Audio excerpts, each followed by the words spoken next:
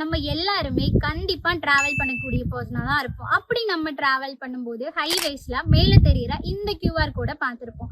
இந்த QR திட்டம் எதுக்காக கொண்டு வரப்பட்டது அப்படின்னா, பொதுமக்களோட பாதுகாப்புக்காகவும் சாலை பராமரிப்பை மேம்படுத்துவதற்காகவும் அரசால அறிமுகப்படுத்தப்பட்டிருக்கு. இது மூலமா சாலைகள் தொடர்பான புகார்கள், அவசர உதவி எண்கள், சாலைகள்ல ஏதாவது பணிகள் நடந்துட்டு இருந்தது அப்படின்னா அதுக்கான மாற்று பாதைக்கான விவரங்களையும் நம்மளால எளிதில் பெற முடியும். ஒரு சாலைகள்ல குழிகளோ இல்ல சேதமோ இருந்தது, அது மூலமா விபத்து ஏற்படக்கூடிய அபாயம் இருந்தது அப்படின்னாலும் அது தொடர்பான புகார்களையும் நம்மளால அரசு அதிகாரிகள்கிட்ட நேரடியா கொண்டு போய் கொடுக்க முடியும்.